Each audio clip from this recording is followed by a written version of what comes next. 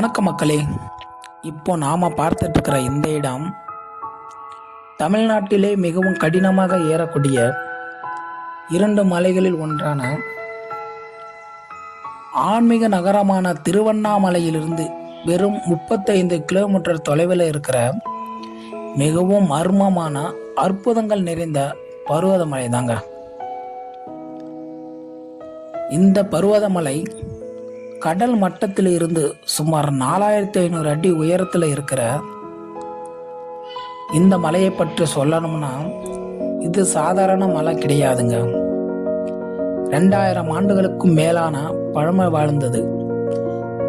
சித்தர்கள் இன்றும் முன்வடிவில் வாழும் புண்ணிய பூமி இதுன்னு சொல்லுவாங்க.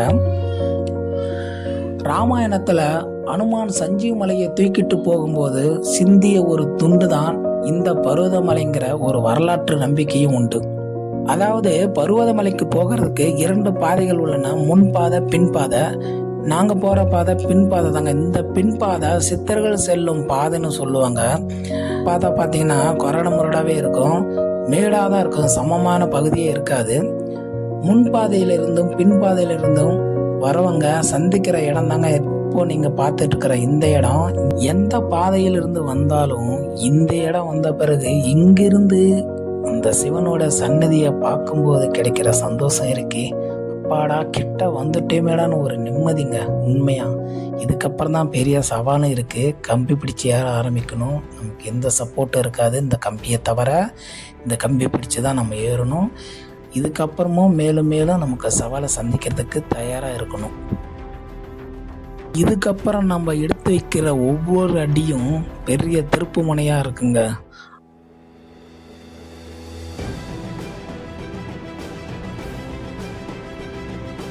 பர்வதமலை ஏறுறதுல ரொம்பவே கஷ்டமான இடம் இந்த இடம் தாங்க.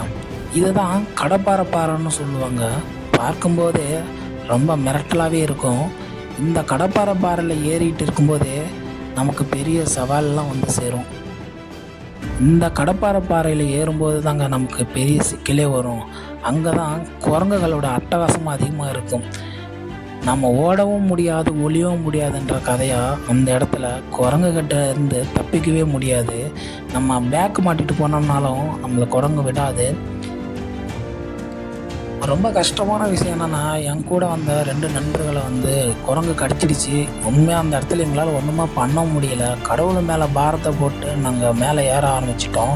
இதுக்கப்புறம் வர்ற ஒவ்வொரு இடமும் எவ்வளோ மிரட்டலாக இருக்குதுன்னு நீங்கள் பொறுமையாக பார்த்துக்கிட்டே இருங்க.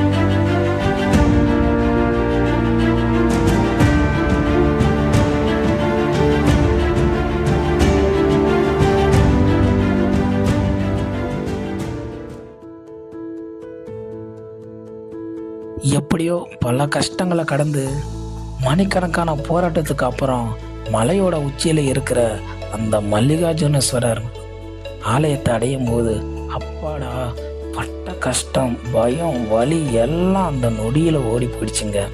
தரிசனம் முடிச்சுட்டு நாங்கள் கிளம்பும்போது அங்கே மனசார அன்னதானம் கொடுத்தாங்க. அவ்வளோ உயரத்தில் பசியோடு இருந்த எங்களுக்கு அந்த சாப்பாடு அமுதமாக இருந்துச்சு.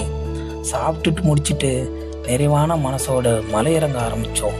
முக்கியமான ஒரு விஷயங்க, இந்த பர்வதமலை கோயிலுக்கு வர்றதுக்கு முன்னாடி நேரங்காலம் தெரிஞ்சு வச்சுக்கணும்.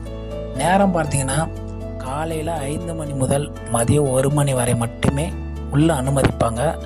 இந்த நேரத்தை கடந்து நீங்கள் வந்தீங்கன்னா கண்டிப்பாக விட மாட்டாங்க. பர்வதமலை பயணம் அது ஒரு வாழ்க்கையில் மறக்க முடியாத ஒரு ஆன்மீக அனுபவங்க. இந்த பர்வதமலைக்கு நீங்கள் வந்திருந்தீங்கன்னா உங்களுடைய அனுபவத்தை இதில் பதிவு பண்ணுங்கள். இந்த வீடியோவை ஷேர் பண்ணுங்கள். இந்த பர்வதமலைக்கு புதுசாக வர நண்பர்கள் பாதுகாப்பாக வந்து போகணும்னு இறைவனை வேண்டுகிறேன். நான் உங்கள் கிராமத்து வாசகன், ஏழுமலை, கள்ளக்குறிச்சி.